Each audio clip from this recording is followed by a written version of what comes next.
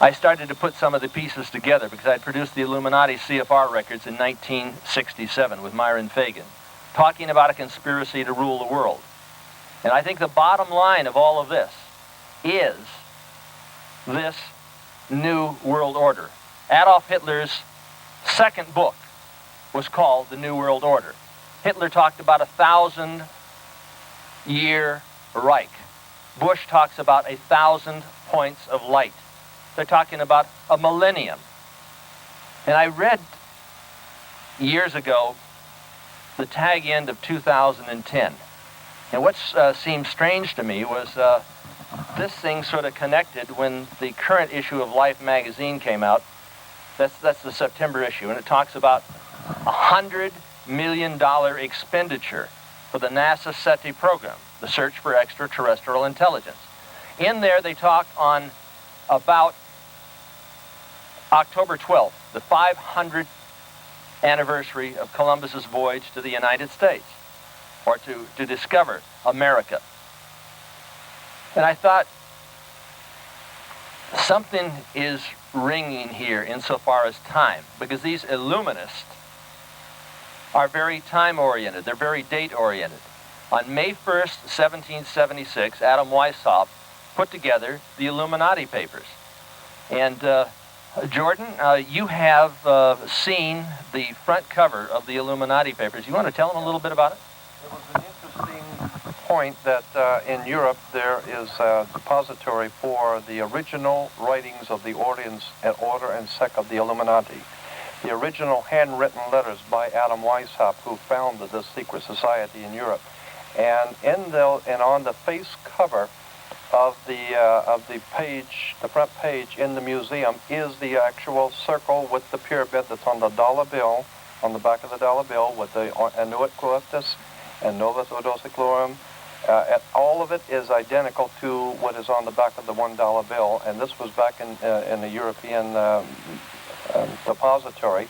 So we know that that symbol on the back of the dollar bill, on the left-hand side of the back of the dollar bill, though it was put on the $1 bill in about, what was it, 33, 34, is in fact much older, going all the way back to 1774, 1775. So we know there's something going on here with this emblem on an American dollar bill. And when you get into the symbolism in the founding of America and what's going on today and the terms that are being used, symbols are like letters of an alphabet. If you put them together, they spell a word, and you put enough of them together and they tell you a story. And if you don't understand the symbols, you're not going to understand the story that's being unfolded in front of you. So we'll talk a lot about that in a little bit later. So this reverse seal of the United States of America has nothing to do with the United States of America. It has to do with the formation of the Illuminati. The Illuminati was to do in darkness what Christianity was supposed to do in the light. This is a satanic organization. I mean satanic. It is the reverse seal of the United States. It was brought onto our currency at the insistence of a fellow named Henry Wallace, Vice President of the United States under FDR. Henry Wallace had at the end of the hallway in the White House a little shrine to Madame Helena Petrovna Blavatsky. Blavatsky is the publisher, or was the publisher, and co-editor with Annie Besant of Lucifer magazine. Now, I've had Lucifer magazine in my hand, the bound leather works of Lucifer. There's no question about it. That is, in fact, the truth. It is, in fact, the truth that this Illuminati program has been in existence since the creation of this country. And Jordan, explain a little bit about the Goat of Mendez, and if you could, if you were flying above Washington, D.C., and you look down upon Washington, D.C., you'll see this Goat of Mendez. If you, as we said, if you fly over Washington, D.C., and you don't have to do this, you can just go to a library and get a magazine or books that they have in libraries of the cities, large cities of the United States from the air, which I've done and which I should have brought pictures with me tonight. You find, first of all, that the obelisk, which is Cleopatra's Needle, the obelisk, and the long river in front of it is called the River Styx, which is the river that Pharaoh was supposedly to go to heaven on. And then directly above that is, of course, the Capitol building. But what's interesting is that the two boulevards going to the Capitol form a triangle or a pyramid. And then at the top of the pyramid is a little waterway that cuts off, and a street that cuts off the Capitol from the rest of the pyramid. It is all laid out in Masonic symbolism. And of course, Virginia, where we have the Pentagon. The Pentagon is actually the pentagram, which is used in satanic worship, the pentagram. And the way the Pentagon is laid out is so that the North Star Thuban is being pointed to by the Pentagon. It all has to do with some very secret societies like the Freemasonic orders that founded this country. And when you understand what the Freemasons, who they are, what the Freemasonic orders are, how they developed in this country, the Rosicrucians, and their connection with the Illuminati, you begin to see these, as he brings up, the Godo Mendez is laid out in the city of Washington, D.C. There is a tremendous amount of occult symbolism laid out in the nation's capital. And of course, then you have to find out why the Capitol is called the White House. Why the president's residence is called the White House. And it has to do with the same seat of power in England called Whitehall. Whitehall and White House have to do with white magic as opposed to black magic, and it has some... new house of the people called the Whitehall. Good, that's it. Well, and the new flag for the new country is red, white, and blue. So there's a tremendous amount of occult symbolism going on in this world, and we're not even aware of it, and we're not being made aware of it, but there are people in this world who do know what's going on, and we're going to have to tell you some of that tonight. Now, how does all of this tie in with this whole UFO phenomena? If we take a look at this event that they're talking, that Carl Sagan is talking about, that will occur, we are talking about not the discovery of the New World, but we're talking about the discovery of the other worlds and the creation of the New World Order. If after October 12th, that's coming up,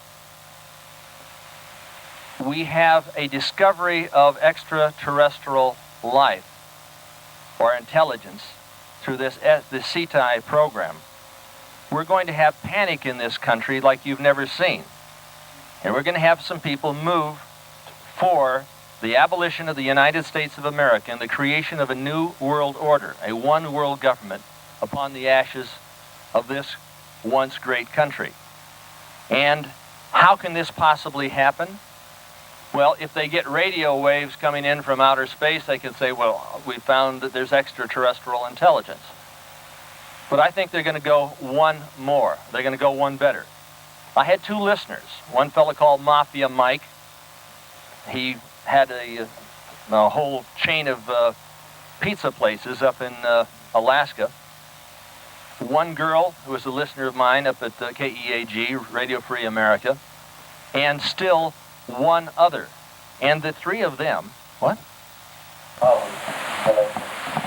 So I'm going to continue from where I was. These three people went up at the base of the Groom Mountains in the Tickaboo Valley.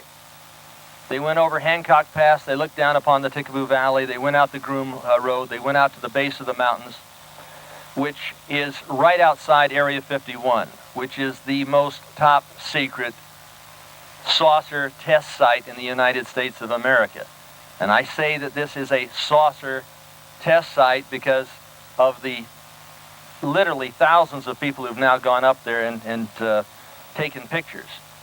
The Wackenhut SS, which is controlled by a group called the Russell Trust, which also controls the Skull and Bones, which also controls Life magazine through, this is Henry Luce's publication. Also see that Wackenhut was a blacklisting organization that the Wackenhut agency is one of to find out what your political and other affiliations are, 2 or 3 weeks if they want to. Well, I'm sure that they can. There's an article in this current issue of Spy magazine with Madonna on the cover And it says, Inside the Shadows CIA. And the Whacking Hut is made up of DIA, ISA, NSA, DEA individuals. We're talking about a real killer corps out here who harasses people who go up to the Tikaboo Valley to see the saucers.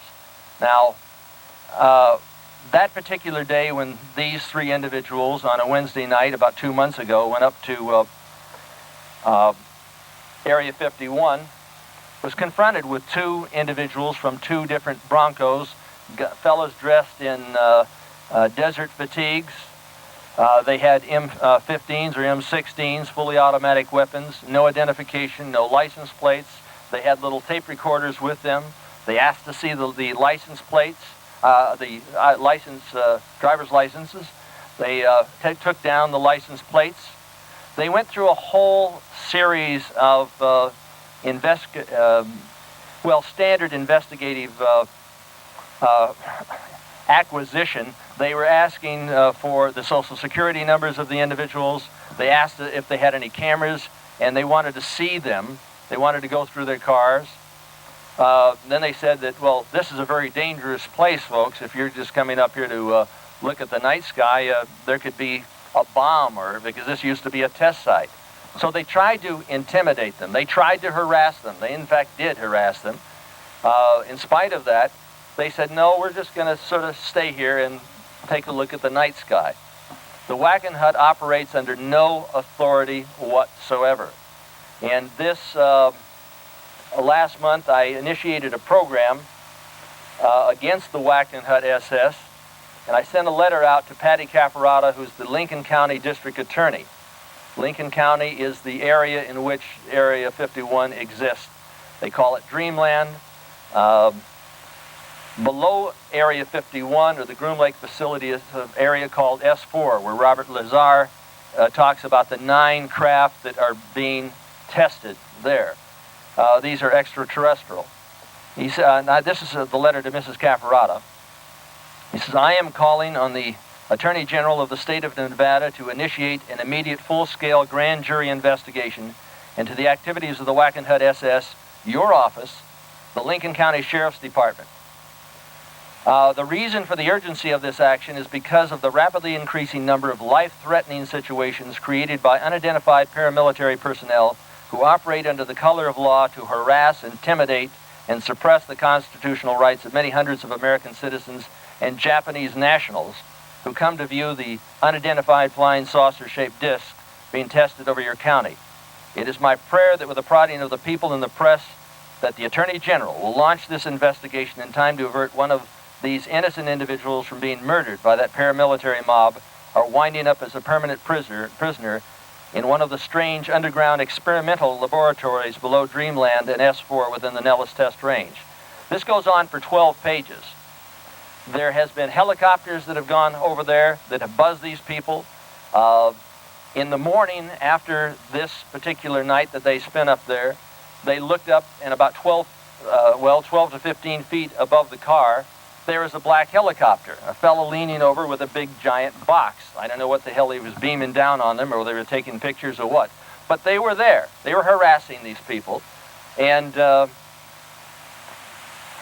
another occasion, there's 2 or 3 or 4 cars going down the road, and another helicopter buzzed them. I don't know if you've seen North by Northwest with Cary Grant in the field being buzzed by the biplane. Well, they were doing this with helicopters. The Whacking Hut SS is very concerned about a discovery of what's going on out there. Well, these 3 people stayed. They put their lawn chairs out looking at the night sky. They heard about 5 minutes, 10 minutes after the Whacking Hut SS boys left, a rumbling from behind them, coming from the area where the Groom Lake facility is located.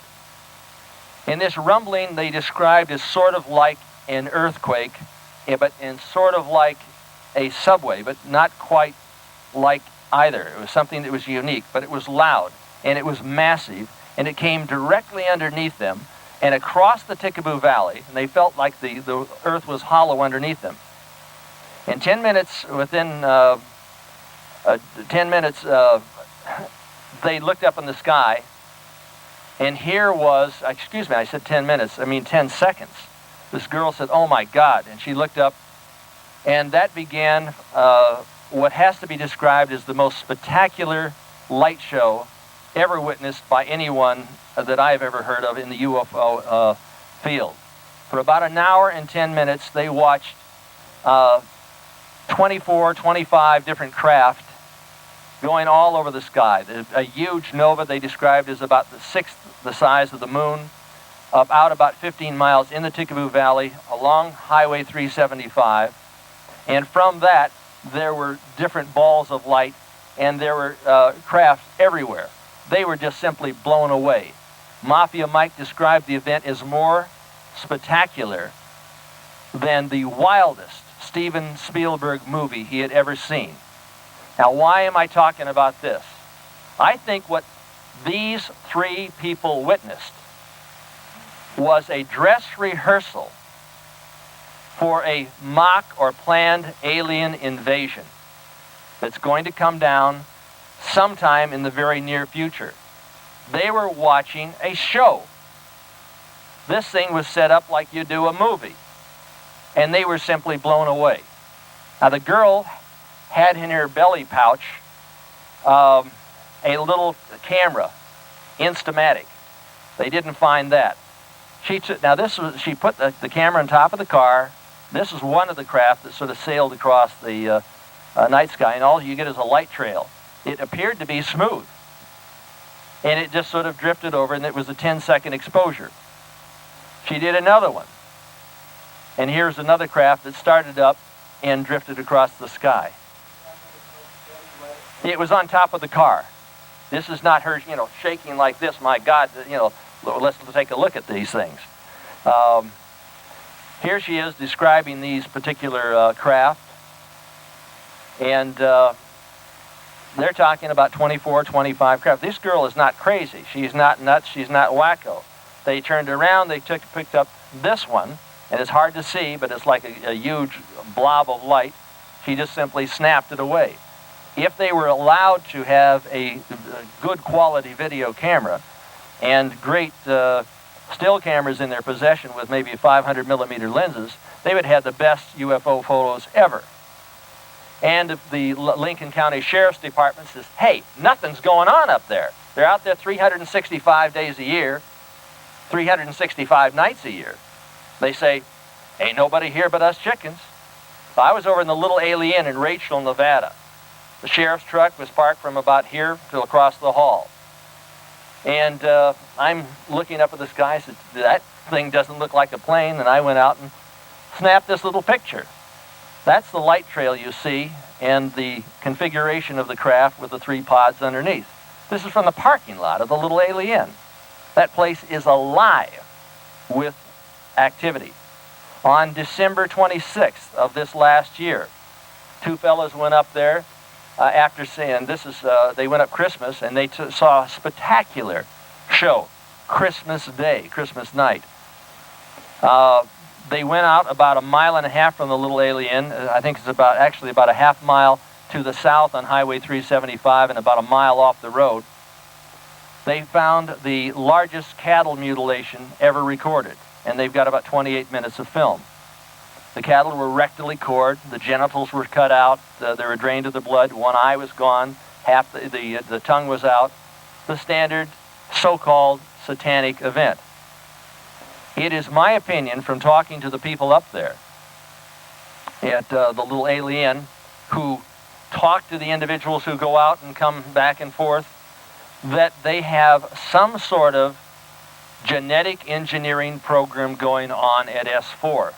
I'm talking about a Frankenstein factory that exists with a small army of Igors, and I call these guys the invisible government's obedient robotons, working day in and day out to put some sort of event together which is going to scare the hell out of the people. And I take a look at this Life magazine, the current issue. It just makes sense that this thing is coming down, and is coming down fast. So as a consequence, I've done a show with Vladimir, and we did this for 3 hours. This is on KLAS in Las Vegas, the Lou Epton Show, and Wake Up America. I was on it on 2 other... The Peter C. Well, particular thing. Now, whether the aliens are manufactured in some sort of Frankenstein factory or they're from outer space, I have no idea. I'm not an authority on this. But I know one thing for sure. From the documentation that comes out in publications on the thing called Operation Paperclip, and here's page after page after page that exist showing that the various Nazi doctors that worked in the Frankenstein factories there, and I'm talking about the ones that were run by Dr. Mengele and company, were brought over here to the United States, some 1,500. And I go down to the last page in this particular piece of material. Yes.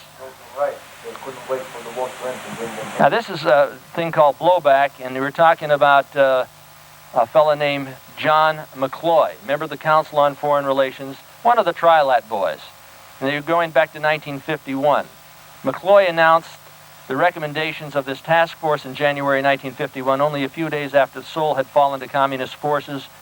He began by acknowledging the enormity of the crimes committed by the prisoners at Landsberg and called for stern measures against them. Then he turned around, he called for the execution of 2 of them. And then he turned around and released 79 major Nazi war criminals, all convicted concentration camp doctors. I'm saying that, in my opinion, there is a growing amount of evidence to support the existence of an American Auschwitz in Nevada. And I mean just this. I'm talking about experiments on children. I'm talking about the milk carton kids. I'm talking about those good little darlings who you see posted lamp posts. What's the number of kids missing per year? Do you have any? Well, I've taken a look at the records. I called the Child Find of America, and they talked about some 1 million or so missing kids. But when it gets down to the bottom line, it's between 80 and 100,000 missing kids, which can't be attributed to the murder by some psychopathic maniac who's serving up a child on his dinner plate, or some girl that's in a shallow grave in some lonely town in Alaska. I'm talking about 80 to 100,000 missing children per year. I've heard stories of 400,000. I called the milk carton 800 number, and the lady gave me an estimate of 200,000 every year missing children. The FBI and the Justice Department have stopped taking in the records. But if, in fact, this Frankenstein factory or Frankenstein factories exist, we're talking about some deep and heavy material here. In Hamilton's book, and I'm going to give you just a little piece of this Hamilton's book, he talks about, he's quoting a fellow named Thomas C., and he talks about the Dulce facility. He says, principal government organizations involved with mapping human genetics, the so-called genome projects, are within the Department of Energy, which has a heavy presence on the Nevada test site. They've got 2 shafts out there that I know of that are 2 miles deep. It was when Thomas encountered humans in cages on level 7 at the Dulce facility that things finally reached a climax for him. He goes on to say, row after row of thousands of humans, human mixture remains, and embryos of humanoids were kept in cold storage. He says, I frequently encountered humans in cages, usually dazed or drugged, but sometimes they cried and begged for help. We were told they were hopelessly insane and involved in high-risk drug tests to cure insanity. We were told never to speak to them at all. At the beginning, we believed that story. I'm saying that there is a good, solid possibility that there is an American Auschwitz existent today. I'm saying that if Frankenstein factories do exist, and those of you who are here and hear this story should get involved in exposing this story. And I'm talking about right now. I'm talking about getting on the two-way talk shows and getting the material that's at hand that you're going to hear from the people here tonight, and working with this. Out of Operation Paperclip, which brought these 1,500 men over here, they brought over scientists who were involved in atomic energy. Werner von Braun, you know him. They talked about the rocketry thing. Of course, they talked about the flying disc, and that's what Vladimir is going to talk to you about. They had all sorts of strange and wild things. Al Bielek, he's living proof. I've never been there. I've never been through what he's been through, and I wouldn't want to. It's like living hell. But in my opinion, we must incite a revelation or avoid or face a revolution. And I put out an article called Lucifer 2000. I want to get into that, and I'll get into that later, but I think it's time that... What? The Lucifer 2000 article is not published as of yet. It is in the process of being typeset as we speak, and will be published for the first time in the People's Press, which is out of Las Vegas, Nevada. And the second publication will be the National Educator. And I will have probably 200 articles sent out across the country.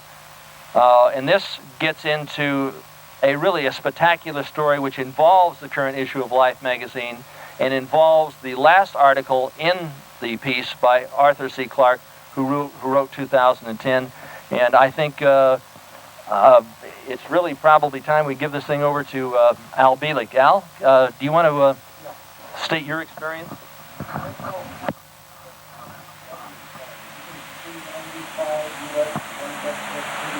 No, I should speak up. Maybe is it 395? 395. I'd like to give a little background on this business of the children's program, if I may use that term in that sense. Many of you may know of the history of Nazi Germany, and during the time when it was in its heyday, there was a program instituted by Hitler and company to try and create a super race. This program went under various names in Germany. There were children who were taken from their parents at an early age, were trained in special camps, allegedly to develop certain capabilities. When Germany lost the war, this program was moved to the United States and to Brazil.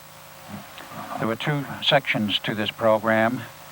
The first one went to Brazil. It's still in operation near Brasilia and has been called Project Prometheus. And this transfer was made immediately after the war, and the program was continued. Another part of it went to the United States, originally in the Everglades in Florida, and in recent years, when I presume the questions being asked by local people, because Florida's population expanded enormously after World War II, they found it convenient to transfer this program to Dulce. Now, I'm sure many of you are aware of the milk carton kids and the whole problem related to this, people disappearing and young children disappearing, and no trace ever being found. The latest word is that the larger part of this program, at least from Florida, was transferred to Dulce. The alien operations are largely gone there and is now totally, or almost totally, U.S. government operations, with the Dulce facility being extended in terms of its underground levels from the original 7 to about 17. And this is where you will find a major part of the program going. Now, insofar as the Brazilian side is concerned, I have a friend who is a product of that program. And I'll give you a little bit of details and data on this, because he has spoken himself openly of it, does not deny any part of it. He was born of Brazilian parents. He is today 23 of age. And he was taken from those parents at a very early age. By force or? I do not know that part of the story or the details. And he was placed in this center, if you will, part of the Prometheus program, where he was raised practically as a baby for the next 10 years without any contact with any human being whatsoever. He was in a room where everything was automated. His food came in on a tray. When he was finished eating, it was removed on a conveyor belt. The toilet facilities and the bath facilities were fully automated. He was taught by TV screen, computer, and holographic projection. Somehow at the age of about 12, he got out of this. I've never found out from him the details of how he broke out or how he was removed. But he came to the outside world, made some human contacts, and today, of course, he is rather juvenile in his emotional aspects, never having known human affection whatever for 12 years of his life. But he has some very strange characteristics. This guy has metaphysical psychic abilities like you wouldn't believe. Now, whether this was attempted to be developed by the government operation or whether this is a byproduct, I don't know. But he has been, in fact, I met him originally at Wendell Stevens' operation, the original conference at Tucson, Arizona, a year and a half ago. And his name is Jeff D'Souza. He's fairly well known all over the world. He somehow managed to get to New York, met somebody in the UN, told him his story. The guy was apparently waiting for him and set up a bank account for him, and apparently has not lacked for money since. When he became involved with me at the operation in Tucson, there were a lot of U.S. government agents there. The cars were all over the place. He was hounded once or twice. He went back to his current residence in Florida, decided he wanted to come to Phoenix and work with me and another person. He never made it to the airport at Miami, and actually at Tampa rather than Miami. Was abducted, went through hell for about 2 days, got out, and then eventually made it to Phoenix, quite literally battle-scarred, stripped of every shred of hair on his body, wounds obvious, puncture wounds, etc. on his body, and he had been very badly treated. He recovered from this. He was then hounded by his aunt. Then he was living with her when he returned to Florida. This was last spring. And due to the intervention of a certain former associate, whose name I will not use, the federal authorities, Bureau of Immigration and so forth, were advised that there was an alien living in Florida who did not have proper papers. They checked him out, found out he had proper papers, required that when his visa was up, he leave the U.S. and not return. Well, he was back to Europe for 3 months. He's now back in the U.S. He, I understand, married an American woman so that he was legally cannot be thrown out of the U.S. anymore. And he's still in Florida doing whatever he may be doing. But the man had some very interesting stories to tell about this operation, and this was first-hand experience and first-hand data from somebody who had lived through it.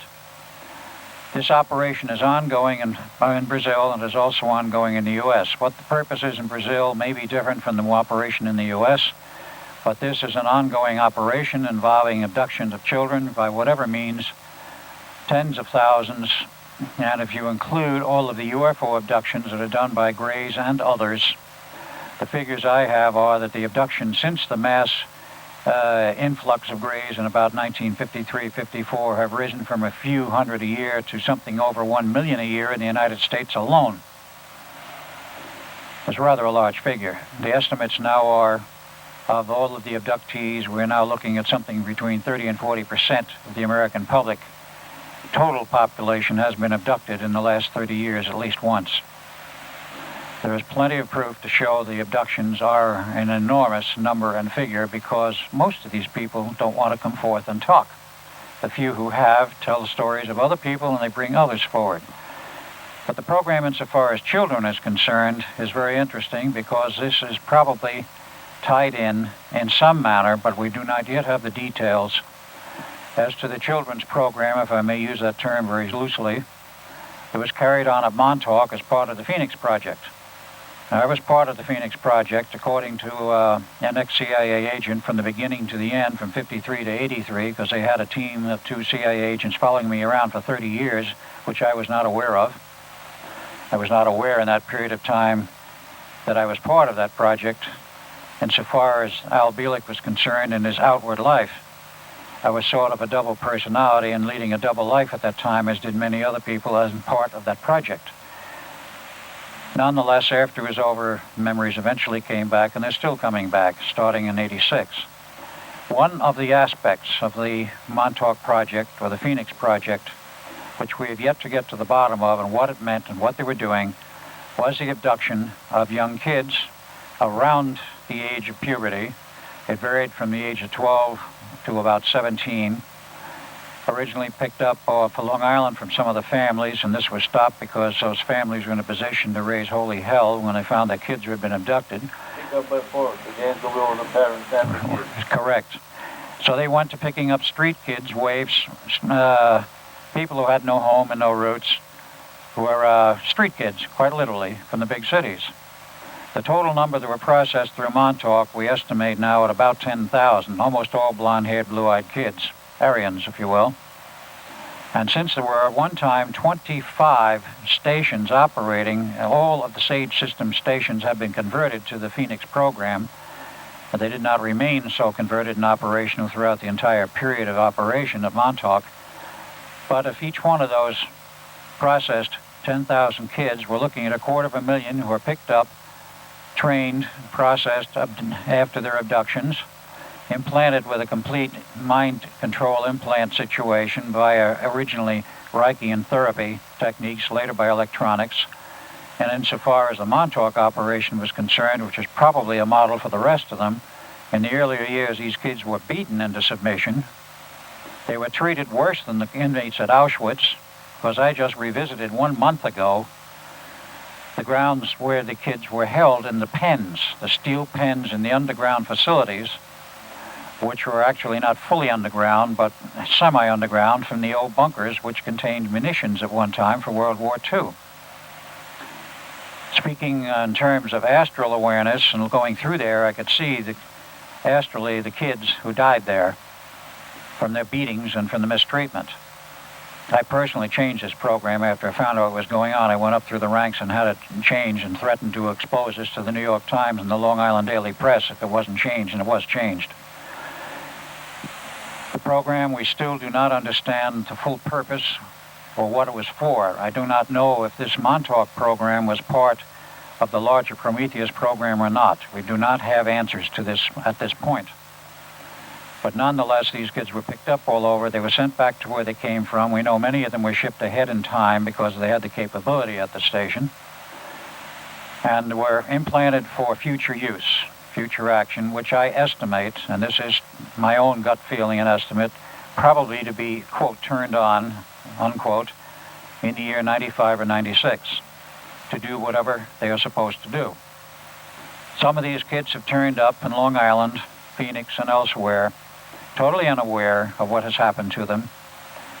Some of them were aware of the fact that something happened to them. One of them, who was on Long Island, has since moved to Phoenix, was so badly beaten, he still has the scars on his shoulders. And this is years afterwards, because the program ended abruptly on the night of 12 August 1983.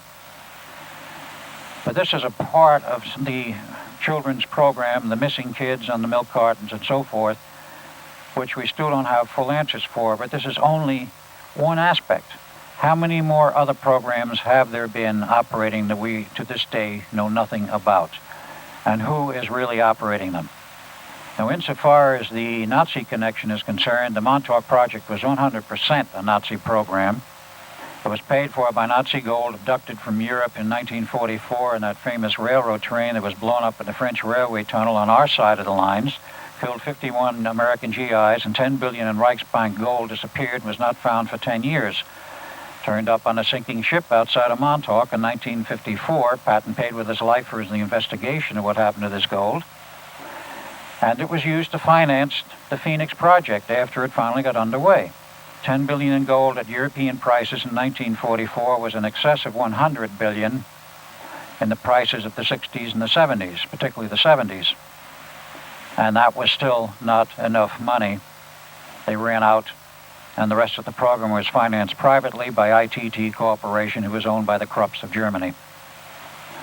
The U.S. government never spent 1 cent, not one red dime or nickel or penny on this project. The CIA and the other intelligence agencies were fully cognizant of what was going on, and those military personnel who were loaned to the project had their salaries paid for out of other projects, so that nothing showed up in an oversight committee anywhere in the Congress or the Senate. And to this day, not even Senator Barry Goldwater, who became interested in this project, due to my alerting him through channels, hasn't been able to come up with all the answers, and they haven't found out yet how it was financed. We've told them, but I don't think they believe us yet. But there's many things that have gone on under the guise of the Fourth Reich, if we want to use that term, which are part of secret programs which are only beginning to show a little bit of what's going on, beginning to surface, and still leave us with many unanswered questions. At this point, I think there's much more we can talk about, but I want to turn this over to Vladimir for whatever comments he may have. I'm sorry for... There is no... The mic goes for the... This is simply for the television camera. So that's... If you would like, you can sit forward and... Maybe you can stand, Vladimir. That would be better. Yeah, I'm sorry for being late tonight. We finished a little bit before 9, and by the time I dragged this stuff here. Actually, we have a Bulgarian proverb that says every bad is for good. By not giving me a workshop tonight, this is the first workshop that I'm organizing on my own. And I'm thinking, how have I been so dumb as not to organize these up to now? I would sit on a panel with party liners, given 5 minutes or 10 minutes, to lay down a picture that would take several of these workshops at 10 hours each to basically rewrite the whole view of our reality, the whole view of our planet. So I'm extremely glad that we are all here tonight, and from now on this would be the pattern. So I'm glad to present the first underground panel that has as its purpose to delineate between the party line, the government line, and the dissident line in American ufology and in conspiratorial ufology. As a dissident from Eastern Europe, as a political emigre from Bulgaria, this is the way I see the political reality in the universe from the conspiratorial perspective. Also, through the lectures that I've been giving at the local community center in Santa Monica, through the Graduate School of Ufology, we will be entering the second year this fall, and more the topics become more and more sophisticated. So from introductory ufology, ET 101, we will be moving to ufology 201, or conspiratorial ufology, this fall. I'll be very glad to see any one of you guys there. The mailer that I'm sending regularly every month has information also about the upcoming meeting.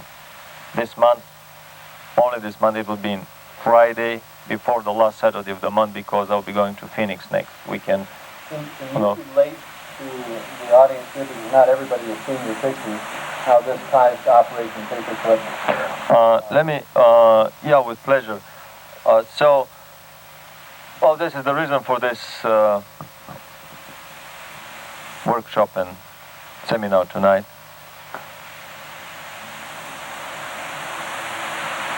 The party line and the dissident line, these are just two small glimpses of the present-day reality.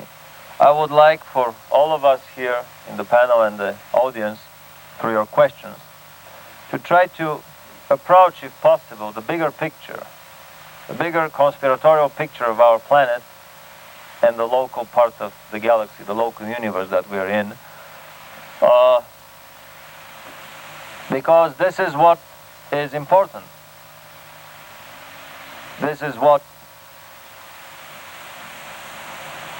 would help us explain why so many things are seemingly the same. Why the 5-point star is on the Russian flag, on the Chinese flag, on the American flag, on the Pentagon building and the American Capitol's floor plan.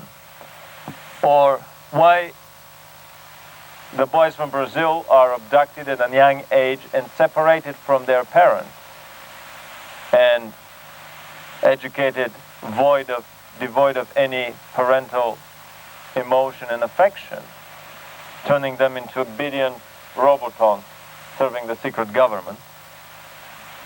The Turkish Empire ruled my country for 5 centuries. The Turks were abducting children at age 3, 4, 5. This was called the blood tax. And they were taking them in their elite cavalry schools, the famous Yeniçers, the crack Turkish battalions, using the same techniques. It's nothing new under the sun. The Russians were sending the street urchins into the Suvorov schools that were later turning them into the crack troops of the KGB and the military intelligence, the GRU. These are people that are killers. They have absolutely no emotions. In a Suvorov school where there would be killings and beatings and rapings and beautifully described by, actually the name is the same, namesake Viktor Suvorov in his books on the secret Russian military intelligence, the GRU. He has about a dozen books that have been very hush-hush, not advertised here in this country. Although he started publishing them in '84 when Dayton was still not strong. This is how kids were educated there. Why there's a photograph of a Hitler-Jugend guy with a kerchief here and all the medals and epaulets and everything looked so familiar with a photograph of a Russian pioneer that is so familiar to a Boy Scout. Isn't there an invisible hand behind these events that is the reason for these similarities? Genetic experiments are a very important field of research. This is the toughest nut to crack for any scientific civilization. Transportation, as you see, has been solved long time ago through the anti-gravity source of travel. Any race, I mean, there are billions of races that use anti-gravity for propulsion. Communications have also been solved through the superluminal gravity wave communications that travel many times faster than the speed of light. According to our here, the government has communications with the speed of light squared, cubed, on the 4th power, 5th, 6th, 7th power, which would give the government a no delay, real-time phone line as if we were talking with another district in Los Angeles, with any point in our galaxy. The light would take 150,000 years to cross the galaxy.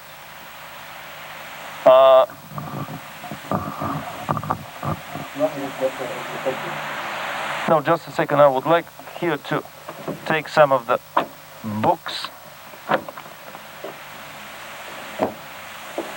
Wendell Stevens has done an incredible service to the world ufology by publishing this collection of about 20 books, brilliantly researched, contacted books of extraterrestrial races that are visiting our planet.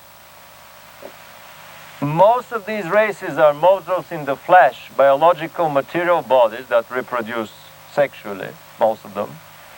Very few of these are spirit or come in, we can just put them here. Very few of them come in energy spirit bodies, which is the next level of evolution and advancement in the universe. Which means that although thousands of years ahead of us, still they are the same primary schoolers as we are in the universe. We cannot even imagine how much do we have to climb and learn in the universe till we go to university, to graduate school, to postdocs. So, as precious as all these revelations are, this is like talking to the privates of an extraterrestrial army. It would be more important to talk to the officer corps, if possible to the general staff, in order for one to understand the purpose of this whole hierarchical structure in the universe. I've seldom heard mentioned, I've never heard mentioned in American or world ufology, major revelatory sources of different nature. that are extremely important to understand how the universe works. It is not that a certain author is a giant, but simply that he was smart enough to climb on shoulders of giants. I mean, these are gigantic revelations that we have here. For example, one of them, the Billy Meyer stuff that I have here, a whole pile of 6,500 pages of contactee notes by Billy Meyer.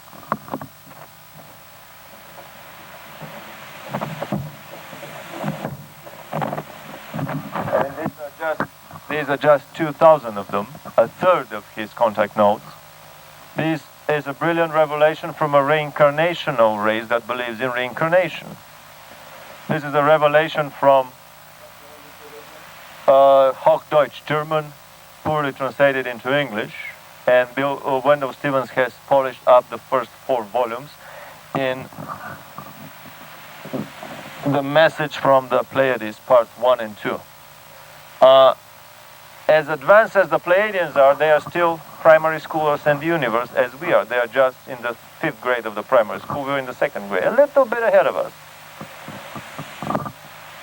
This book here, the WASPI book, claims to be the revelation of the Jehovian universe, centered around the Earth, of numerous fine energy, higher vibrational planes of existence around the planet Earth. Basically, this is the spirit universe. All the tabloid paranormal stories of spirits visiting us, ghosts, possessions, evil spirits, satanic, demonic possessions, are explained in great detail. This is probably the best introduction into the spirit universe, and comes from a source many levels higher in evolution than these contactee books. Another interesting book that I've discovered by chance is the Urantia book, which itself claims to be the revelation to the planet by the Trinity universe, the Father, the Son, and the Holy Ghost. At the beginning, as a naive comparative revelatologist, I quickly realized that there are vast discrepancies in the views of the universe. And I started to thinking, well, Billy Meyer's lying. No, the Urantia book is not true. Or maybe these guys are wrong. And then little by little, and after many years of slowly laying the information down in the pickle, I realized that actually one doesn't have to discard things that don't match. You don't have to discard this or this or this fact, that simply little by little these partial revelations start to come together. And so you can match this and this in this way without discarding any one element. Then you can match these two from a different plan, then these two, and so on. I mean, there are hundreds of other revelations on the planet. There is no upper limit to the universe as we know it. As important as the Trinity universe is for our planet, I've been a little bit puzzled to realize that actually this may be the story of our local galactic cluster, about a dozen galaxies. This is the domain of the Trinity hierarchy according to the Urantia book. I'm reading between the lines very hard because these are kind of the things that belong to the omitted things. If this is the case, then maybe in the universe as we know it, that consists of 150 billion galaxies that our primitive astronomy claims to have discovered, are many other hierarchies of the level of the Urantia hierarchy. Then Billy Meyer, through his contacts, the Pleiadians, through their tutors that come from a neighboring universe, they learned that actually our huge universe is just one egg in a bigger basket. Their tutors come from the next door neighbor egg, the Tau universe, the Timor rays from the Tau universe. And exactly where the two eggs touch, they can open a vortex hole and cross with their ship and come and visit us. Any other eggs? Yeah, they say 1 to the 49th power, 1 with 49 zeros of eggs in a bigger basket. So maybe in these, each one of these universes has its creator. These universes, according to some metaphysical sources, appear through budding out of the neighboring universe. A mother universe would create a daughter universe, and so on. I mean, the universe is immensely more complex than we can even imagine. We cannot even imagine how complex it is. That's why it's very funny and comical for me when someone in ufology starts claiming that I have discovered the ultimate truth. The 12th planet, the guys from that planet came to Earth, they genetically engineered us, they created Jesus, they created everything on the planet. By the way, the creation of Jesus is something that is a recurring story in many UFO contactee books. Obviously, the aliens have realized that this was an important character in our history. Maybe some of them were working as subcontractors in that whole event, as it usually happens in the universe. Celestial races, celestial beings, lower levels of celestial beings, then material extraterrestrial beings, and so on, work in these multiple pyramid hierarchical levels of contractors, subcontractors, and so on, until they come to the smaller planet. So in this bigger picture, I mean, I do believe that thousands of races visit our planet each year. Billy Meyer claims there are 3,000 races that visit us each year.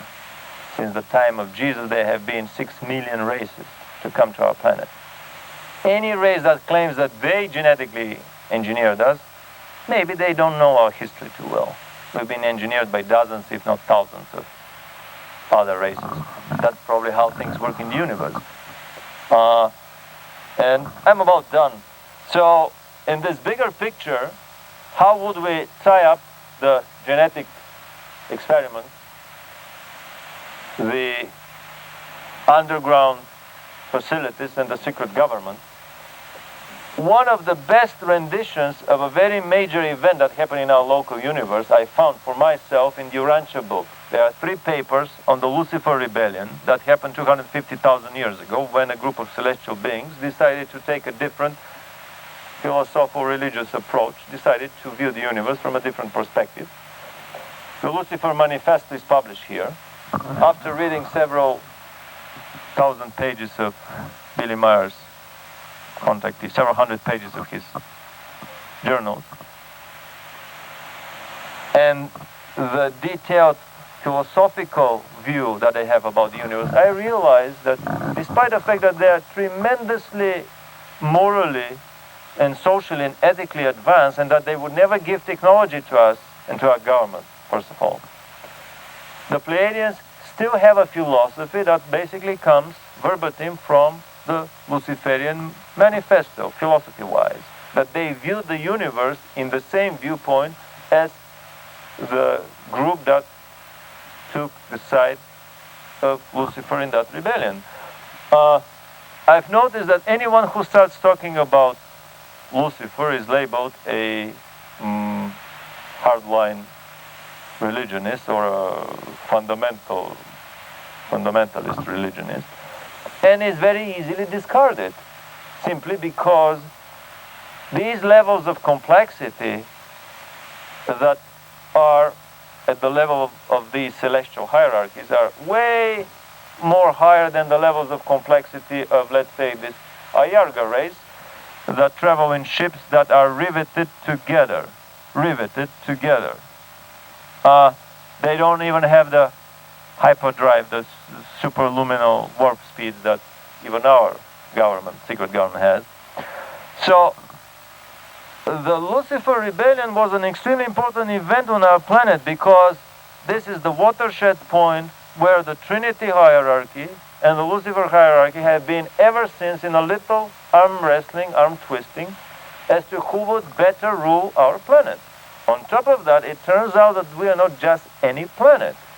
The Urantia book claims that our planet Earth was the planet of the last and final, how should I call it, graduation thesis of the first party boss of the local universe, Michael of Nebadon. Nebadon is the name of the local universe according to the Urantia book. It has 10 million inhabited planets approximately, and it's ruled by Michael, Archangel Michael, or the guy that was Jesus Christ in his incarnation on the planet. Each of these first-party secretaries in each of these local universes, and there are 10,000 of them in our galaxy, the Milky Way galaxy, they have to go through such 7 incarnations as teacher sons, paradise teacher sons, on planets, worlds of their choice, on any level of existence, material body, semi-material, spiritual body, and so on. And they have a list of the other incarnations that Christ went through. But the last and final incarnation happened to be on this planet. And after the 7th incarnation, it's very important for the local universe, because after the 7th incarnation, the local universe becomes autonomous and independent from Moscow. And the paradise proconsuls, imperial proconsuls, are downgraded to ambassadors. So basically, the local universe won its independence with the completion of the incarnation of the first party boss. So the planet where the local boss did his graduation thesis, obviously, is the most important planet in the local universe. If you can prove on this planet that you can do a better show than he does, then you have the whole local universe in your small pocket.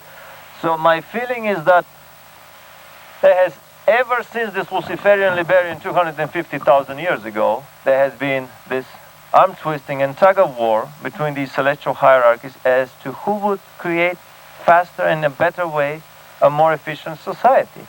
And there have been a long list of skeletons in our history. Atlantis, Lemuria. Here there is another civilization, the continent of Pan, another civilization in the Pacific that may be even different from Lemuria. A long list of civilizations that were created primarily through contact with extraterrestrial races. The Pleiadians landed on the planet 180,000 years ago, 70,000 years after the Luciferian Liberian. Way more advanced than we are. Still, they share the philosophical outlook of the universe as our, Luciferian hierarchy. 90% of the UFOs visiting the Earth they do not believe in the Trinity.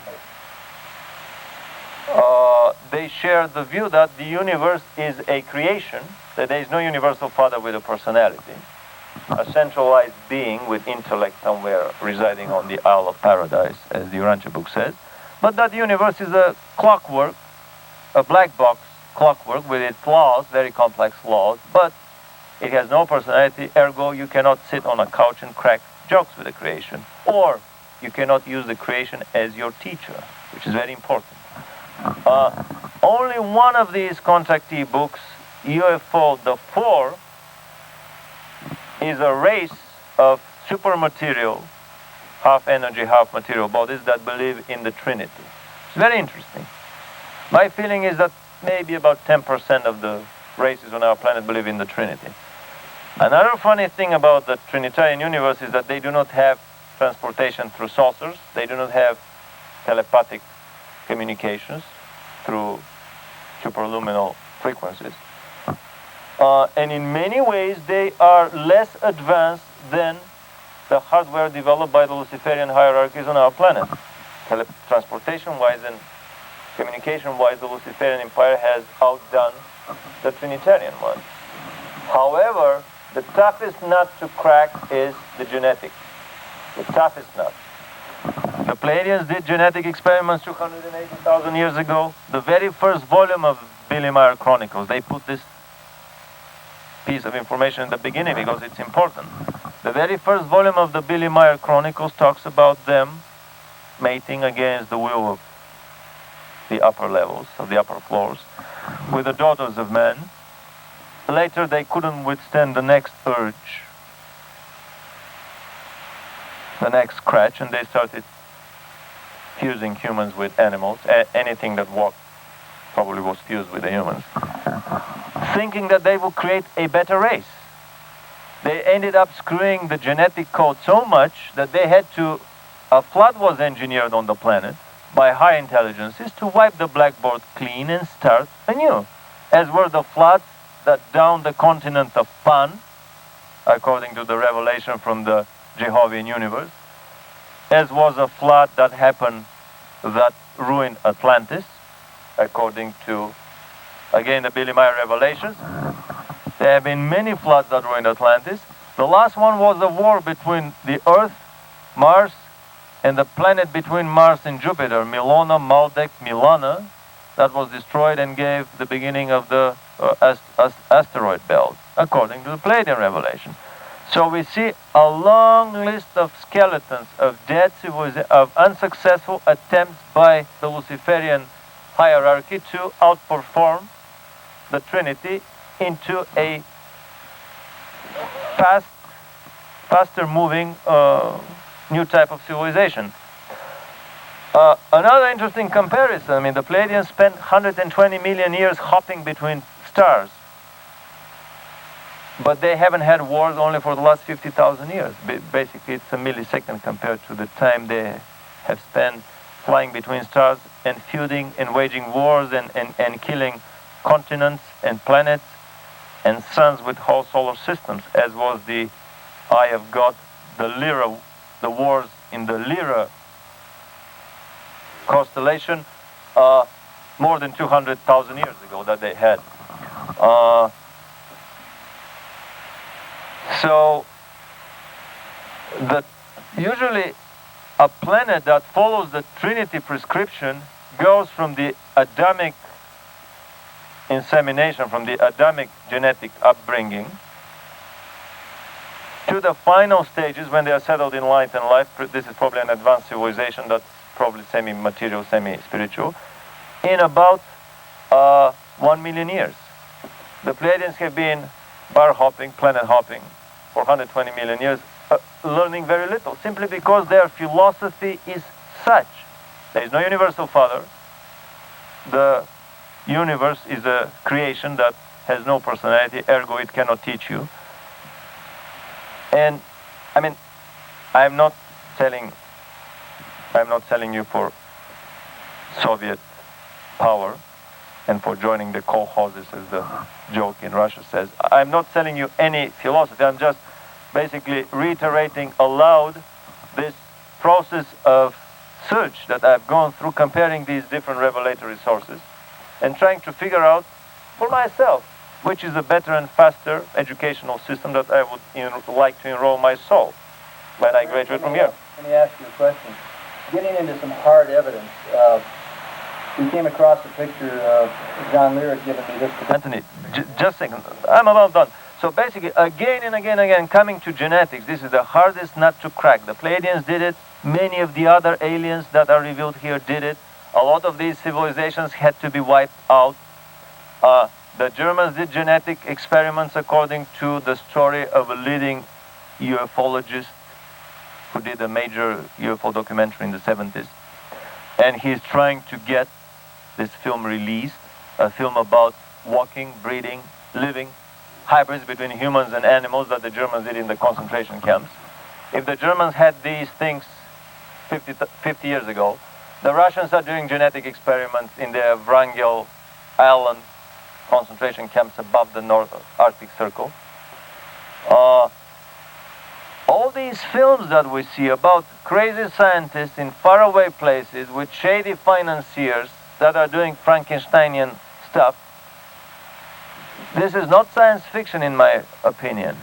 This is the signature of the Illuminati. This is how the Illuminati finance these secret projects. Now they have the underground labs, so they don't have to go all the way to Brazil to educate the kids. They just take them downstairs, underground, and do whatever they want. So basically this is about genetic engineering. I think this is the main avenue, the main direction of scientific research and development, trust, of effort of the Luciferian and the Illuminati secret government hierarchy on our planet. How do they finance these things? Pentagon money, maybe 10% of a $1 billion for a Trident submarine goes for the submarine. The rest is just siphoned off to other secret projects. I mean, these are bank accounts. Trident submarine, the B-1 bomber. If the Germans had these flying saucers 50 years ago, and the Americans and the Russians have had them, obviously all these military projects are just a a welfare system for the military and for the thousands of engineers that create projects. I mean, remember this Golden Fleece Award about the toilet seat that was how much? $500 or whatever? Maybe this is a toilet seat not for a bomber. It would be, some of them would be used for the bomber, but once developed, they will be used for flying saucers. I mean, the life support system of a nuclear submarine goes intact into a nuclear-driven saucer. The Rockefeller Foundation supposedly gave a present to the government, the nuclear-powered saucers that take part in the Star Trek scenario, the Star Trek exploration of our solar system and beyond. And as a token of gratitude, the moon base was given the name the Rockefeller base. The money comes from, all of these projects are bank accounts. The real hardware costs a lot less than the money that is paid for it.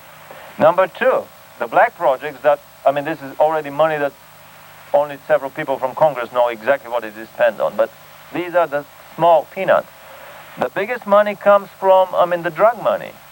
This is a perfect way of getting a white powder that costs probably normally, if the drugs are legalized, this powder should cost not much more than the common flour produced with the cheap labor of the third world. But artificially creating the necessary political situation, they probably got the idea from the dry period here, from the prohibition, that you can make tremendous amounts of fast money by prohibiting a given substance. But even this is not the chief source of money. Actually, if you calculate it on street values, a Trident submarine will be worth several 18-wheelers of cocaine. Can you buy a Trident submarine with flour? You can't. Whoever invented the whole narcotics subculture was really a genius. This is a money-making machine. You plant some areas in the third world, use cheap labor, get some chemicals from here, and you end up with something that's worth as much as gold. Still, I think the biggest money comes from the printing press. The funny money. You turn that crank once, and from paper and ink that costs very little, you make gold. Because I've been trying to figure out for myself, how the hell do the Illuminati finance these projects? What our Bielek is talking about, the things that I have uncovered about secret space flights and so on, these are projects that literally cost thousands of billions of dollars, that cost thousands of, maybe trillions of dollars over the years. Obviously, most of the funding comes from the printing press. Germany was able in 7 short years to create miracles, to create full employment of everybody, because of a very simple reason. The printing press was removed from the hands of the bankers and given in the hands of the Nazi party, ergo the government. So all the proceeds from this creation of gold, from paper and ink, were plowed back into the economy and in the war industry and into highways and so on. So basically, these were my comments.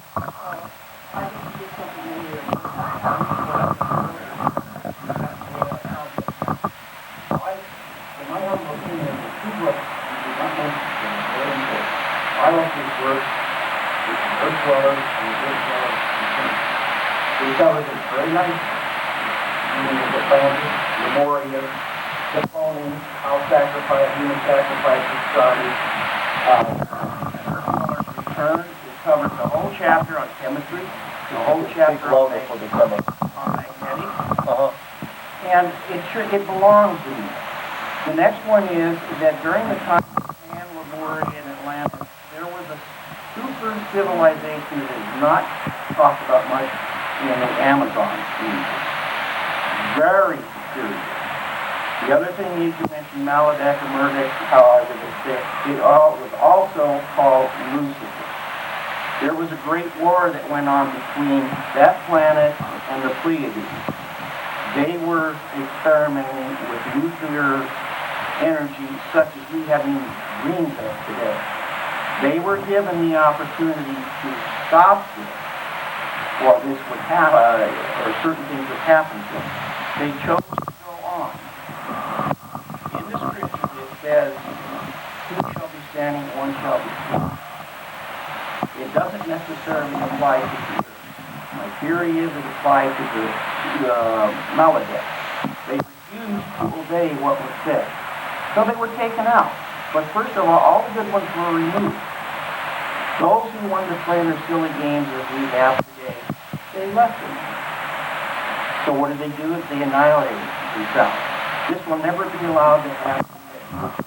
Asteroid belt, which caused the moons, put around Mars. It will never happen again. They made a mistake. And I'm sure you know about this. With the Pleiades race of people, which is said to be mainly made up of women, they didn't think this would happen. And anytime you set off an atomic bomb, hydrogen bomb, I don't care what it is, it not only affects us, but it affects other dimensions, other entities that we know nothing about that coexist with us, that are able, and possibly certain members of those energy fields can actually come into our dimension and run us the way they want. So we may think we're got control of everything, but no. And it has been said that some of these entities live off of the dead and around reservoirs. And I just wanted to bring that up. We can barely scratch not 1%, but a millionth of a percent here. There are so many brilliant books and revelations. Nobody can read them all. The truth is everywhere, in every language, in every culture, one would find revelations from different sources that would basically give a full set of the picture of the world around us. Search and you shall find. It's out there in every culture and every language. I remember Al talking about how much the military controls the nuclear weapons and how much do they understand from the nukes. And probably it's a nice time to give a little outline here of what happened with the hydrogen bombs exploding. Yes, that little bit. Yeah. As you may know, the history of the development of the atomic weapons began in the United States in 1943 at Los Alamos and went through, of course, the development of the atomic bomb, and later on Dr. Teller developed the hydrogen bomb. The first hydrogen bomb was tested in 1952 in Eniwetok. There was a second test in 1954. The 54 test, as I remember, was one in which they instrumented very carefully and very thoroughly the device put on an island, and they ran 3-mile-long tunnels with instrumentation in order to photograph at the end with some very exotic timing techniques and control mechanisms, all built by EG&G, because EG&G from the beginning and to this day is the only contractor to the AEC or NRC for instrumentation of any type of atomic weaponry or atomic developments, or for that matter, certain other areas. So they had the test at time 0, t = 0. They, of course, push the button. The first device that goes off, of course, is the atomic trigger mechanism, which then triggers the hydrogen bomb, which is a hydrogen mechanism which has to be triggered by exceedingly high temperatures, about 100 million degrees Fahrenheit. They wanted to measure the propagation rate of that explosion down the tunnel.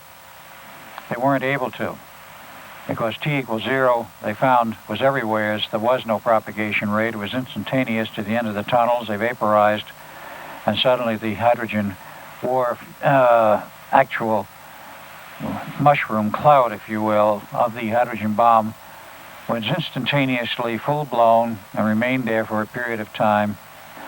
And as it started to dissipate, Life magazine got a hold of some of the photographs which the military and AEC had made, and they showed that they were looking into another universe. You could see stars through those photos, and this was published openly by Life magazine in those days. Needless to say, Life magazine had their wrist slapped rather hard. Nobody figured out quite how they got a hold of the photographs. But they... I'm sorry? Back in 1954, I do not remember the specific issue. I do not have a copy of that in my files. I wish I had. But they found that the physicists didn't really understand the nature of time. They didn't understand the nature of what they were dealing with. That time is not an absolute function that is compressible. The Russians in the 60s did their own experiments to find that time as an average value, which we measure with a clock, but it is definitely alterable from t equals 0 in terms of time flow slows down to virtual 0, or it can become infinity, which is to say that there is no propagation time from point A to point B of what we call the measurement, i.e. the speed of light propagation. The propagation rate of the speed of light is not a constant. Einstein never said it was, and there's been many experiments done since to show that it is a variable. It is only an apparent constant on planet Earth under normal measurements and conditions of measurement. So we have here a conundrum, a problem.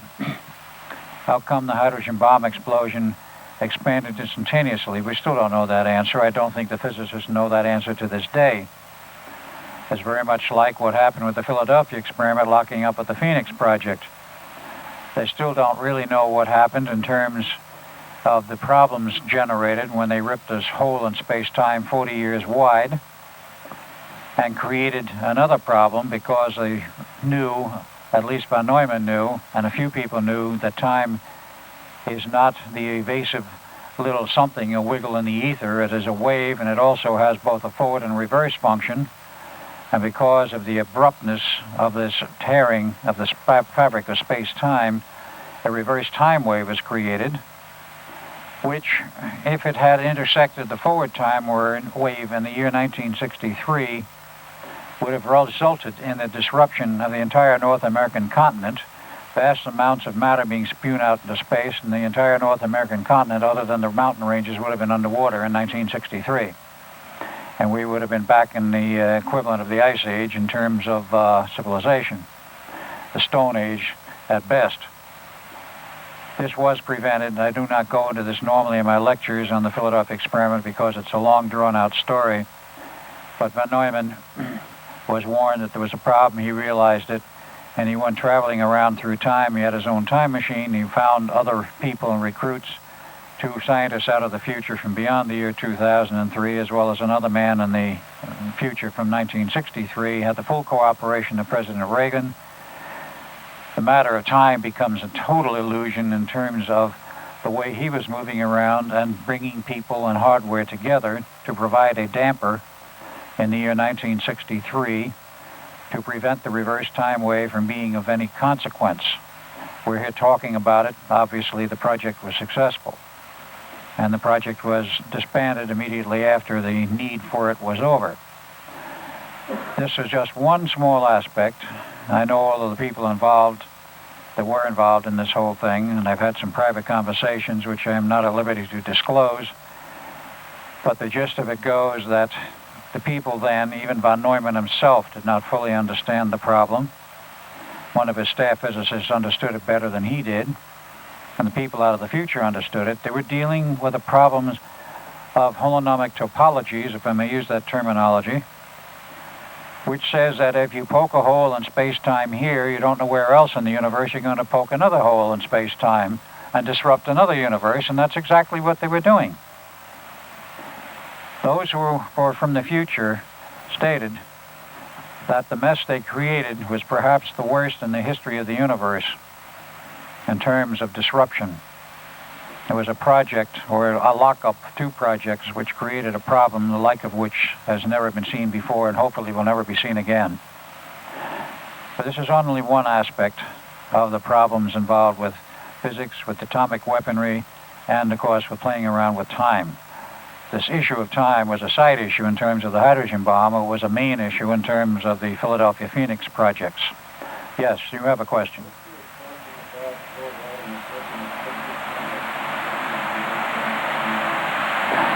There was a movie entitled The Final Countdown that dealt with the carrier Nimitz and a fictionalized but actually more real than fiction plot involving going backwards in time and attempting to change history.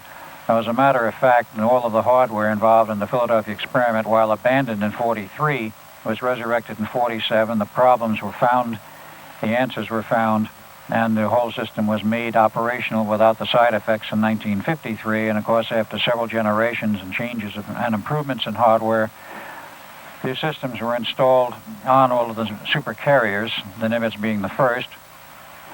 And it was not only the capability for invisibility, it was also the capability for traveling in time. To the best of my knowledge, the Nimitz was actually involved in the true experiment of going backwards in time, and they were attempting to change history. The orders to the captain were to go back to the day before Pearl Harbor, destroy the Japanese fleet and the air fleet, and prevent Pearl Harbor from happening. Well, they had the capability of doing it, I'm sure, because with the weapon we had, let's say, in the early 80s, we could have wiped out half of the Japanese fleet in a twinkling of an eye, and certainly all the aircraft they had in the air. But the problem was this: if you were to do this and alter history that radically, what happens to future generations? What happens to the real history? In the movie, there was a civilian observer who was along, argued with the captain, and says quite literally, do you want to play God and take responsibility for future generations? Well, before he had the opportunity to say yes or no, in the movie, of course, the natural phenomena caught up with the fleet of aircraft already launched, and they all had to be pulled back to the carrier. And, of course, they returned to the current history time in terms of the movie. In reality, so far as I understand, he chickened out and refused to launch the waves of aircraft to destroy the Japanese fleet and the Japanese aircraft, and allowed history to take its normal course, return to the present time, or the present time from which he had then emerged, and took whatever beating he took from the Navy brass for refusing to carry out a project. Now, we cannot prove that that is what actually happened, but we have reason to believe that is what happened, because we know they have this kind of hardware today. I have a friend who I've lost contact with, but who was on the Nimitz and found the hardware and was given a threat: either you join us and become part of this project, or it's deep six for you. He later found his way off the carrier by feigning insanity, threatening the life of the captain, of course, and all of this. So they gave him a Section 8. First thing to do, of course, was not the Section 8 dismissal, but they quickly got a helicopter on board that carrier, took him to the Naval Hospital in San Diego, allowed him to recover, and he slowly recovered. Of course, he wasn't mentally ill at all. This was a complete feigning of the whole situation in order to get himself out of the Navy, and it was successful. Instead of getting a Section 8 discharge, the captain tore up the papers and says, you're coming out with an honorable discharge. Now, you might ask why. It's a very simple answer. If he had had a Section 8 discharge, he could go to a congressman and a senator and says, look, this is what happened, and I'll tell you why. If he then went with an honorable discharge to a senator or a representative and tried to tell the story, they'd laugh at him. The captain knew what he was doing. As far as I know, they actually did do this, and they do have the capability of becoming invisible and perhaps traveling in time, but this, of course, requires heavy hardware, and only the supercarriers have enough power capability with the nuclear generators they have on board to do this.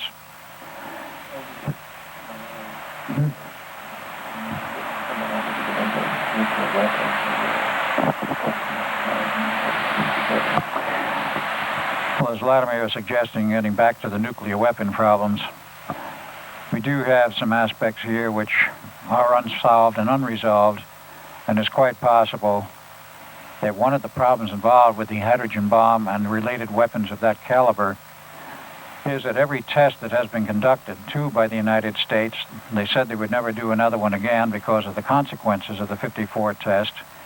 They had a 6 one scheduled, and it was abandoned.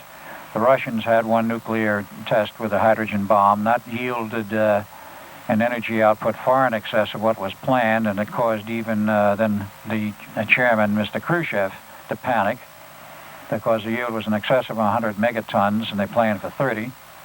The Chinese have had one hydrogen bomb test, and I don't know whether they plan anymore. I believe the French have had one, and they've all said they will never, essentially, never more. The forces are released are so enormous that they don't really understand them, and they don't understand fully how to control it. A very well-known nuclear physicist by the name of Dr. Elizabeth Rauscher, who has been routed out of the establishment because she spoke openly at UC Berkeley about things like remote viewing being carried on at SRI and her ideas about nuclear energy. She has 125 papers published in the field of nuclear energy, the first one at the age of 16. And she has said very bluntly, and looking at it in terms of mathematics, she's writing her own mathematics now. She says they don't know what the blazes they're doing with the nuclear energies, and the nuclear scientists have not the foggiest notion of what's going on. And that's a nuclear physicist saying this. So we have problems here, and I think you will find, among other things, the trend now towards abandonment of nuclear weapons is for many reasons. One, they don't really know how to control them. Secondly, the waste problem is enormous because these weapons have to have the warheads replaced every 10 years because they go soft and go sour and cannot be used. And of course, this material can be recycled. It is in Europe, it is not in the U.S.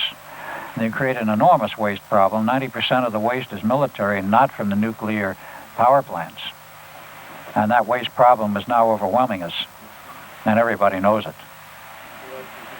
And the Russians have their problems. They had one nuclear waste site blow up in 1947 that devastated an area of 100,000 square miles, wiped out a city. And after 20 years, the vegetation is starting to grow back, and some areas are still so hot they won't let anybody in them 20 years later. I would like here to make a little summary. I've heard not only from Al, but from other people the phrase that the scientists don't know what they're doing, especially with nuclear weapons, with other advanced weaponry. That Russian hydrogen bomb that caused a major earthquake and bent the needles of the seismographs almost the world over. There was a danger of the first hydrogen bomb setting the seawater on fire and basically exploding the planet. According to some alien revelations, this planet has been several times on the verge of being exploded by these runaway nuclear explosions. They say they test nuclear weapons underground in the Nevada test range. God knows what they are testing. They are long beyond 5th, 6th, 10th generation of nuclear weapons. They test such bizarre explosive technologies there. Not only nuclear explosions, but all these experiments with time, poking holes in the time just for the fun to see how the universe works. Manipulation of the weather. I mean, this is a whole different line of research. Weather manipulation through the Reichian technology for warfare. Earthquake manipulation. I mean, all these are technologies that the government, the Russians and the Americans have for, if not half a century, then for 30, for 40 years. The Russians can cause an earthquake at a distance. It's a dial quake. You just dial on the computer the magnitude and the epicenter of the quake, and you press the button, and the Tesla howitzer sends a hyperspace wave that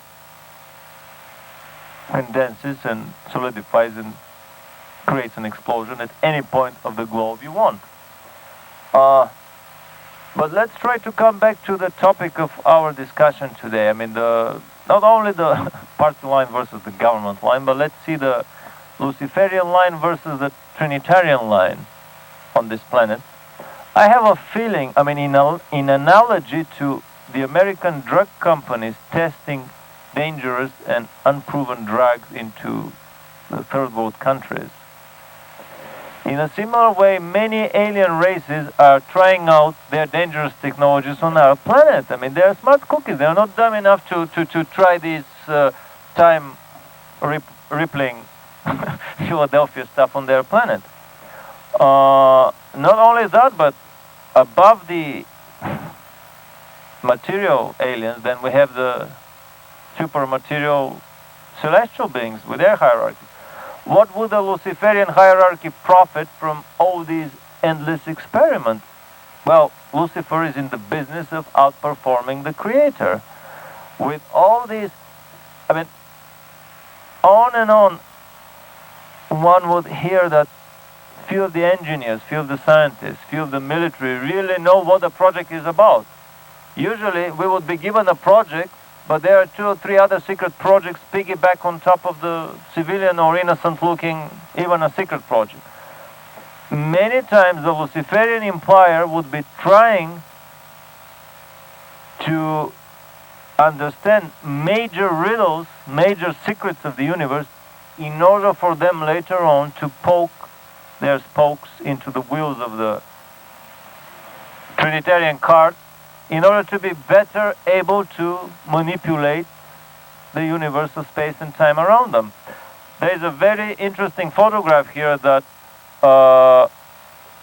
is a material proof of an alien civilization, of an ancient terrestrial civilization that was way more advanced than we are today. And here Anthony would explain how he found this photograph. This thing came to me courtesy of John Lear. I was up at his place in Las Vegas, and he showed me this huge metal piece that came up, as I understood it, out of the ground. The DOE goes over the country, and it's right in the center here. This is some 60 feet high and about 45 feet across, and it has what Vladimir calls as some sort of coolers. And the DOE and their planes discovered this huge magnetic field underneath them, and they went to investigate. This is either in, I think it's in northern Utah or southern Idaho, and they sent a drill down, and the drill broke when it hit this huge hunk of metal. They sent down a diamond drill, and the diamond drill broke. They dug a hole, and there were 6 of these things down there. They brought up 2. You can barely see a crane over here at the side. And it's, an enormous, one of these enormous cranes. They have 2 girders strapped to it, and it's resting on a large chunk of sand there to hold, and it's got steel cables holding the thing up. And I found it absolutely fascinating, and I don't know how many thousands of years it's been down there. But I wanted Vladimir to explain specifically what it is, and after the lecture you can come up and take a look at it. I saw this photograph from much larger, they were about half this page in size. And I spent about an hour very carefully looking. There were 3 photographs from different angles. These are 3 stories tall. This is a one-piece equipment.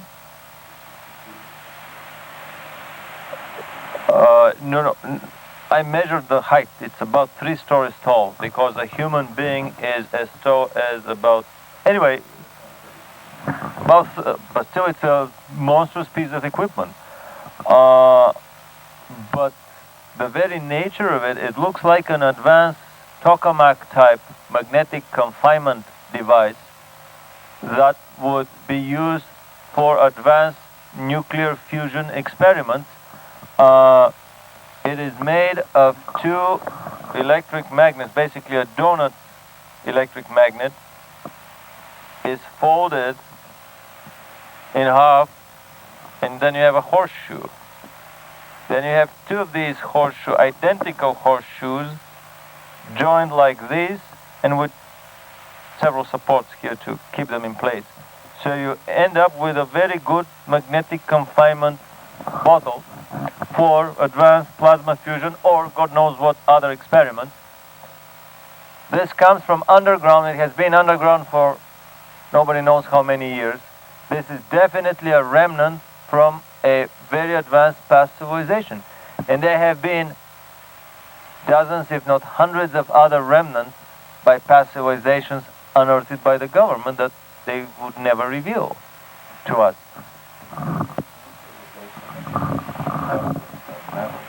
That brings the diamond drill does not mean tooling. It's a device that's based on something that we have not even tracked. And it's not even working with a total magnet. Way beyond that level, when you do access to utilization, there's something way beyond that. I could see it from all the time. A few years ago, close to a nuclear power station, they were drilling for a nuclear waste disposal site when the drill struck the thing. A few years ago. It's a very fresh photograph. I would like to give the word to Jordan here again, to have his side of the overall picture, he's been concentrating his research efforts on the Luciferian presence in form, in symbols, and in reality on the planet. Yes, thank you.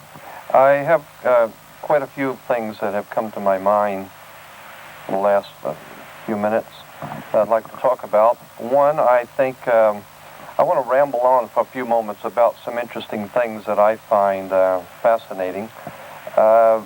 One is that in all military, as far back as the World War I, they were making motion pictures of war. They had old cameras over there, and you can still get those films from, from the local tape stores of old World War I footage.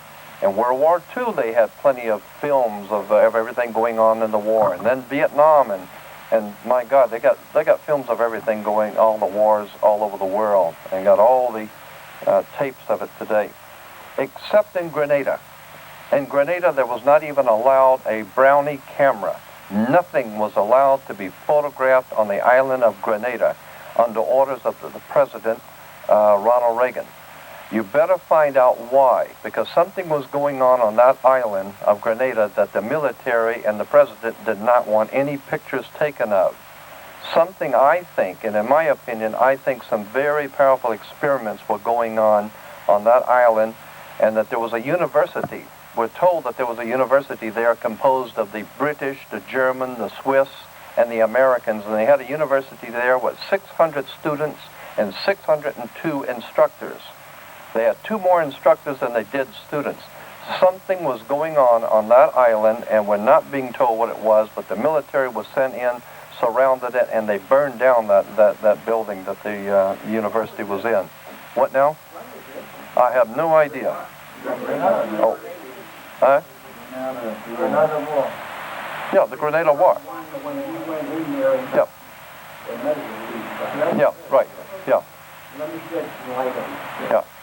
And make it quick, because I got a lot of things I want to... In my videotape, we went into this. We never saw it. We went in there all of a sudden and stayed through over 10 medical students. Now, why would we do that? Well, Right. it's called the tectonic plate. Whoever has possession of these certain what was going on. When we were talking about kids disappearing, there were a lot of black kids being snatched off the street in Atlanta for a while back. They began to find out that interferon is developed out of blood from young black boys. They get the best interferon from young black boys. The mere fact that those kids are being snatched in Atlanta, which is the home of the disease control, not disease eradication, disease control, makes me wonder if those kids were not being snatched and taken to that center for disease control, because they are developing some AIDS, they're developing all of these biological weapons, which they have to. Not only that, but I have a friend who was the head of security at Caltech. And I went out to visit him one night late at Caltech, and we were making the rounds, and I'm walking around with him, and he showed me a building out there that has no windows and no doors. And I asked him what was in that building, and he said, "You don't want to know." They told me that I don't want to know. And he said, "You can't get to it. You can only go through another building, go down the elevator, and you have to go through all these different locks and channels, go under the ground and come up in that building." And he says, "People that do know what's in there will not talk about it. But whatever it is, it's pretty serious." So I think that they're doing some really heavy-duty experiments on human beings, and it's going to make Auschwitz and Dachau look like child's play when we find out what this country's really into. What number of buildings is that? I have no idea, but I'll give you the man's name. It was about 3, I think. I would guess. How long? I'm not even sure. Probably about. It's like about the size of a house, a little bit larger, a good-sized house. 3 stories high. But just to give you an idea of the kind of thing I believe is going on in this country, I think that there are some experiments going on, and that we've already established that many of the top Nazis were brought here after the war, and that's obvious. Then, of course, there's I wanted to bring out something too about Pine Gap. I don't know if anyone's ever heard about Pine Gap, Australia. And of course, there's a lot of things going on there too. And has anyone here ever heard about the woodpecker effect? Okay. So I'm not going to go into those things, but they are interesting to show that there's a lot of high technology going on. Yes. Yeah, it's in Australia, in the outback. Yeah, right. And there's more CIA agents there than anywhere else in the except Langley, Virginia. I want to get into the Illuminati because it's a subject that's held my attention for many years. I started off with just looking at the Illuminati. Later on, I began to find out that there is a bigger picture to be understood. On the back of a $1 bill, most of us don't even have that anymore, but on the back of a $1 bill, you'll find the symbols of some very powerful secret societies that have been in existence in this country and in Europe. I want to go to the left-hand side first. On the back of the dollar bill, you'll find the Egyptian pyramid. Now, you have to find out why it is that we have an Egyptian pyramid on an American dollar bill. To the secret societies throughout the world, the Rosicrucians, the Freemasons, the Thule Society, all of these ancient secret societies all say that America is the new Egypt. It's the new Egypt. And it's based on Egyptian magic and Egyptian Kabbalistic philosophy. So if you understand that what we're talking about, America being the new Egypt, now all the symbols start falling into place. This has to do with George Bush's New World Order, and I want to get into that too, because I want to explain for the first time something to explain what this New World Order really means. At the top of the pyramid, you'll see Annuit Coeptus. Annuit Coeptus in Latin means our enterprise is now a success, or our enterprise or our project has been crowned with success. On the bottom, the enterprise is then stated. On the bottom, you'll see the banner singing Novas Ordo Seclorium. The novas is, of course, in Latin for new, novice. Ordo is order. And seclorium is a secular, anything which is secular is worldly, new order of the world. So when you hear George Bush talking about the New World Order, he's not talking about something new or some nebulous political plan that they would like to install. He's talking about something as old as Adolf Hitler. He's talking about something that goes all the way back into Bavaria, Germany. He's talking about a very powerful plan that was laid out a long time ago.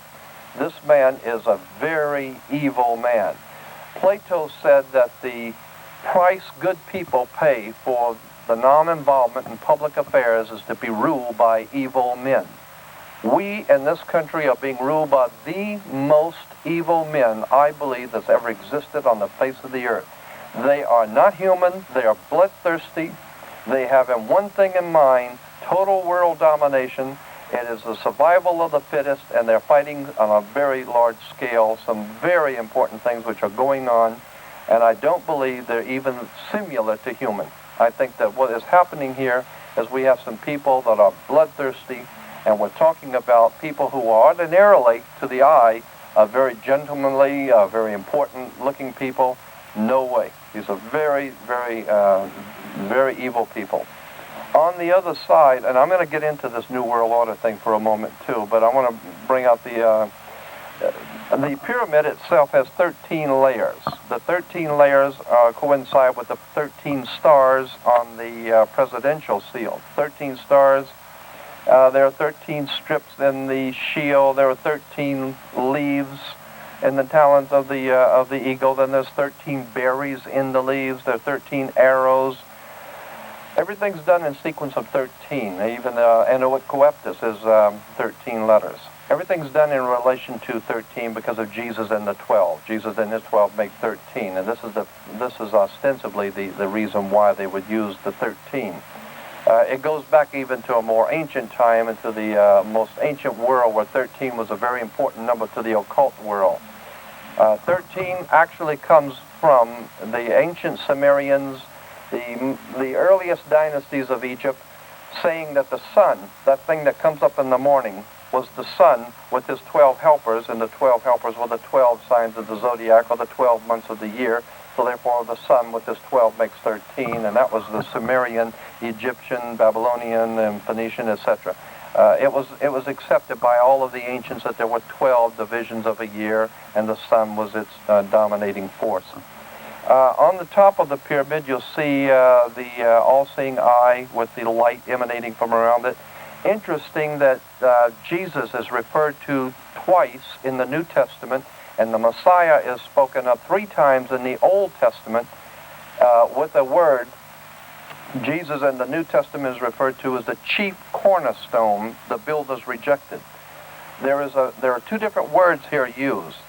The apostles were called cornerstones. There were 12 cornerstones, and Jesus is referred to as the chief cornerstone. The Greek word for chief cornerstone is a pyramidon, a pyramid on top of a pyramid, or in the triangle. So this is what is being presented here, supposedly, is Jesus and his 12 of the 13.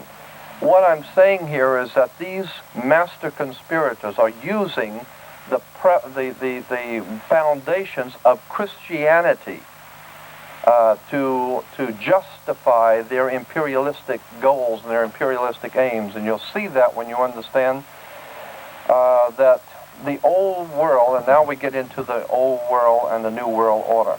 Europe was called the old world. And if you understand that Rome dominated the old world for 2,000 years in what they called the Piscean Age, and that's why the rulers ruled Rome during the Piscean Age. Well, if you understand that Rome dominated Europe and Europe dominated the world, but what you don't understand is that behind Rome was a secret society of what we might call a fraternal order of mystics, or Freemasonry is what we have today. This is something similar. And behind the Roman legions and behind the Roman government was a secret society of fraternal order, and they were referred to in the dictionary. We can even see in the dictionary the word order means a fraternal order, like an order of priesthood or whatever. So behind the Roman Empire was a order, a fraternal order that ran things, and Caesar was merely the front man. Like today, the President of the United States is as powerless as I am. He is merely a front man for people to throw sticks at. The real powers are the people you will never see. They call the shots, and you'll never know who they are. And if things get too hot, they can always shoot the guy up in the office and put another one in. But the point I'm making is that in Europe, for 2,000 years, being ruled under Rome, and Rome dominating Europe and Europe dominating the world was dominated by what is called the Old World, because Europe was the Old World. And today America is referred to as the New World. Columbus discovers the New World. So what we're hearing now is New World Order. It is a fraternal order that is behind the American government. That is the New World Order. And this New World Order is based on the Old World Order, but there is a war going on between the Old Order of Europe and the New Order of America as to who is going to finally come out and dominate the world. And that's why we've had 2 world wars. Now, when you understand that Adolf Hitler's closest confidant was Mussolini and the Catholic Church, and we know that now from history, that when the Jews were being persecuted and killed, the Pope happened to be out of town, didn't know anything about it, never raised a voice, never said anything, because you have to understand that the New World Order, America, has nothing more than Kabbalistic symbols, Judaic Kabbalistic symbols, and the order in America is in fact a Kabbalistic an order which is referred to as the Knights Templars, the Knights of the Temple, the Knights Templars. The Knights Templars are the real brains and the power behind America. Back in the year 1013, the Pope ordered the French king, Philippe le Bel, to arrest all of the Knights Templars, which were Semitic, Hebrew, Freemasonic order. And they were gathered together in Europe with the idea to reestablish their power in Jerusalem and rebuild the Temple of Solomon. Solomon's temple. And that's why today we're hearing that in Israel there is the hope that they will be able to rebuild the temple in Jerusalem, because that's Freemasonry. That has to do with the Order of Knights Templars. That has to do with the powers behind America. And that's why if you go to a dictionary, an encyclopedia, and look up the word British Israel, you will see that there is a fraternal order called the Anglo-Israel Freemasonry, or British Israel. It's the power behind England and America. Now, when you understand that the Pope has never been to England, is not there now, and is never going to go to England. He can go to all the black countries and go to all the poor countries of Asia, but he will never go to England, never has and never will, because there is a very big war going on between some very powerful fraternal orders. England and America are allies, have always been and still are. They're joined together, incidentally, through something called International Maritime Admiralty Law, which is world law. And so when we boil all of this down, what we're basically talking about is an old world order under the old Roman Empire, which dominated the world, as opposed to a new world order and a new empire being built in America. And that's why Steven Spielberg and George Lucas get their Star Wars and the Empire Strikes Back. And of course, according to the old ancients, that the Knights Templars, their mystical leader was called a Jedi Knight. He was a knight of the Jedi clan. He was a little guy with the pointed ears. And when you understand that it's the return of the Jedi, what we're talking about here is some very mystical stuff, and it's entertaining on an entertainment level. But these people in America who are putting these stories together and who are running our country know very well what they're doing. They realize that there was a very powerful war between, like, similar to the mafia families, warring for power groups, warring for territory. And so what we have now is we have two large fraternal orders in the world, and even in the last movie for The Godfather, Godfather 3, talks about the Propaganda Due, or P2 Lodge of Freemasonry. The Pope before this one was assassinated by the Propaganda Due Lodge of Freemasonry. I could rattle on like this all night long because I have so many things I'd like to talk about. But the point I want to bring out is that America is the new world order, and it has in mind the old ancient plan of the Knights Templars, of the Knights of the Temple. I would like to change this. Yes.